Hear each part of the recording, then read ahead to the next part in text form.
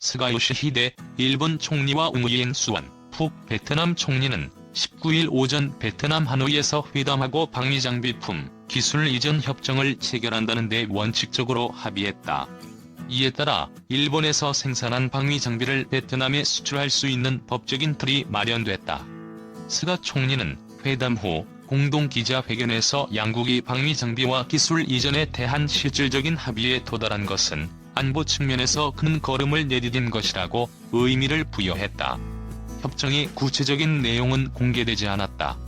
다만 앞서 일본 매체는 일본은 자국에서 생산된 비원 초계기나 C2 수송기 등을 외국에 공급하고 있으며 이번 협정 체결을 계기로 베트남의 요청을 바탕으로 수출할 장비를 검토할 계획이라고 보도했다. 이는 남중국해에서 중국과 영유권 분쟁을 벌이는 베트남의 방위장비를 수출해 남중국해 진출을 계속하는 중국을 견제하려는 의도도 있다는 것이 일본 매체와 외신의 공통된 분석이다. 스가 총리도 공동기자회견에서 남중국해에서의 긴장과 북한의 위협 등 안보 이슈에 대한 협력을 확인했다.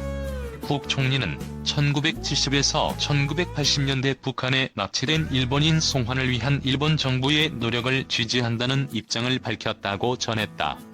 양국 정상은 신종 코로나 바이러스 감염증 팬데믹으로 끊긴 요객기 운항을 조속히 재개하고 기업인과 숙련 노동자 등이 14일간의 격리 없이 입국할 수 있는 비즈니스 트랙 시행에도 합의했다. 스마트폰 중국 공장 옮긴다. 인도 삼성의 화끈한 선물 보따리. 인도를 차세대 주력 스마트폰 생산기지로 키우기 위해 막대한 투자를 진행 중인 삼성에게 인도 정부가 대규모 선물 보따리를 풀었다. 인도는 특별 재정 인센티브와 함께 각종 세제 혜택까지 안겨주었다. 그간 인도 시장에서 저가 공세를 앞세운 중국 스마트폰 업체와 초접전을 벌인 삼성전자로선 인도 정부의 전폭적 지지로 상당히 유리한 고지를 점할 수 있게 됐다는 분석이 나온다. 삼성이 스마트폰 공장 인도로 옮겼다. 13일 업계와 외신 등에 따르면 인도 북부 우타르 프라데시 정부는 지난 11일 노이다 지역의 대규모 디스플레이 공장 설립을 추진 중인 삼성 디스플레이에 대한 특별 재정 인센티브를 승인했다. 약 1,000억 원 규모의 재정 혜택과 함께 공장 설립에 따른 각종 세금을 면제해주겠다는 게 골자다. 우타르 정부는 승인 결정 후 낸 성명에서 삼성이 모바일과 디스플레이 생산 기지를 중국에서 인도로 옮기기 위해 6억 5,536만 달러를 투자하기로 했다. 이는 인도에 설립되는 글로벌 기업 삼성의 첫 번째 하이테크 프로젝트라며 의미를 부여했다. 현재 삼성은 인도 스마트폰 시장을 잡기 위해 발빠르게 움직이고 있다. 지난 2018년 인도 노이다 지역의 세계 최대 규모 스마트폰 공장을 세운 데 이어 삼성그룹의 배터리 부문 계열사인 삼성 SDI와 디스플레이 제품을 만드는 삼성 디스플레이도 지난해 인도 현지에 법인을 세웠다.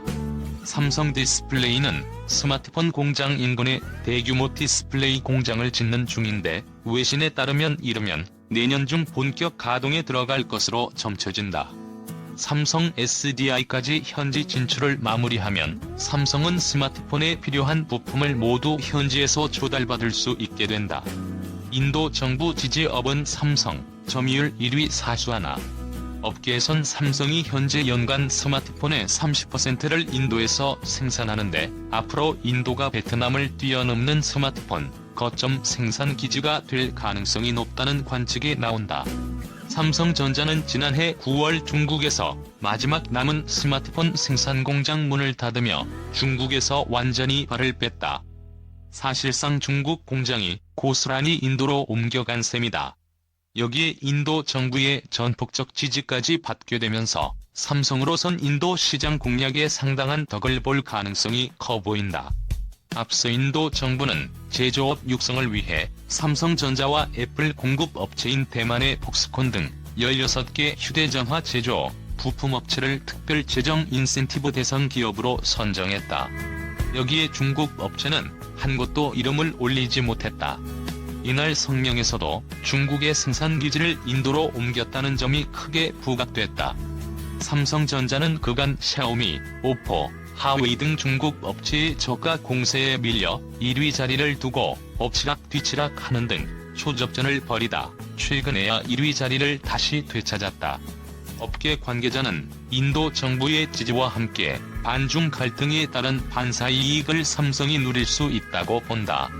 인도 시장 점유율 1위도 당분간 이어질 것으로 보인다고 말했다. 2호점 1년째 헛바퀴 이마트, 베트남 철수 수순. 이마트가 베트남 진출 5년 만에 현지 사업 철수를 결정한 것은 대형 마트 사업의 필수적인 규모의 경제를 이루는 것이 불가능해졌기 때문이다.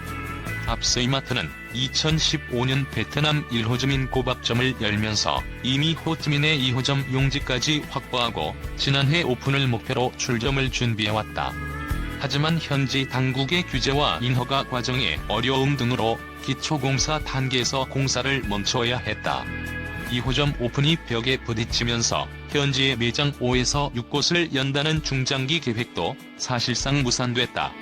업계에서는 이마트가 베트남에서 현지 업체와 제휴가 아닌 직접 진출 방식으로 사업을 펼치다 보니 규제 당국의 협조를 이끌어내는 데 어려움을 겪은 것으로 보고 있다. 2014년 이마트는 100% 지분 출자로 베트남 법인을 설립하며 현지에 발을 내디뎠다. 유통업계 관계자는 대형마트는 최소 매장이 10개 이상은 돼야 제조사와 가격 협상력을 갖게 되고 물류 효율도 나온다. 그만큼 점포를 늘릴 수 없는 상황에서는 사업을 유지할 의미가 없다고 판단한 것으로 보인다고 설명했다. 사업 확장이 여의치 않아지자 이마트는 베트남 법인에 대한 투자 계획도 대폭 축소했다. 지난해 반기보고서에서 베트남에 2022년까지 3년간 4,600억 원을 투자하겠다고 밝혔던 이마트는 같은 해 3분기 보고서에서는 이를 절반 수준인 2,478억 원으로 확 낮췄다. 이마트가 과감하게 베트남 사업 철수를 결정한 데에는 과거 중국에서 한 실패를 반복하지 않겠다는 의지도 담겨있다. 1997년 중국에 진출한 이마트는 한때 현지 매장을 26개까지 늘리며 의욕적으로 사업을 확장했다. 하지만 중국 당국 규제로 좀처럼 수익을 내지 못하다 2016년 사드 사태로 영업에 직격탄을 맞았다. 2013년부터 4년간 누적 적자가 1,500억 원에 달하며 고전을 면치 못하던 이마트는 결국 잇따라 점포를 줄인 데 이어 2017년에 남은 매장 5곳을 태국 기업에 넘기며 중국에서 완전히 발을 뺐다. 베트남에서 철수하는 대신 이마트는 최근 급성장 중인 미국 시장 공략에 집중할 것으로 보인다. 금융감독원 전자공시에 따르면 올해 1에서 3분기 이마트의 해외 사업 누적 매출은 1조 2,817억 원으로 전년 동기보다 122% 늘었을 뿐 아니라 지난해 연간 전체 매출 7,785억 원을 이미 넘어섰다. 실적을 견인한 것은 미국 자회사 굿푸드홀딩스다. 굿푸드홀딩스는 미국 LA와 시애틀 등 서부 지역에서 프리미엄 식자재와 유기농 식품 유통 체인점을 운영하는 회사로 2018년 이마트가 3,075억 원을 주고 인수했다. 특히 코로나19로 미국 내 식료품 수요가 폭발적으로 늘면서 이 회사의 올 3분기 누적 매출은 1조 1,967억 원으로 작년 같은 기간보다 136%나 뛰었다. 이는 이마트가 같은 기간 올린 전체 해외 매출 중 93%에 달한다. 인수 후 운영 매장을 2배 가까이 늘리고 지난해 굿푸드홀딩스를 통해 미국 현지 슈퍼마켓 체인점 업체인 뉴시즌스 마켓도 인수하는 등 과감한 몸집 불리기에 나서며 코로나19로 급증한 먹거리 소비를 자연스럽게 흡수했다. 잘 되는 사업에만 집중하고 안 되는 사업은 과감히 접는 이마트의 선택과 집중 전략은 이미 국내에 적용돼 효과를 발휘하고 있다. 돈 되는 사업에 집중 투자하는 이마트의 성공 전략은 당분간 더욱 강화될 전망이다. 최근 단행한 임원 인사에서 강희석 대표를 유임한 데 이어 ssg.com 대표까지 겸임하게 하면서 더욱 힘을 실어주었기 때문이다. 미국 시장에도 2022년까지 837억 원을 투자해 점포를 확대한다.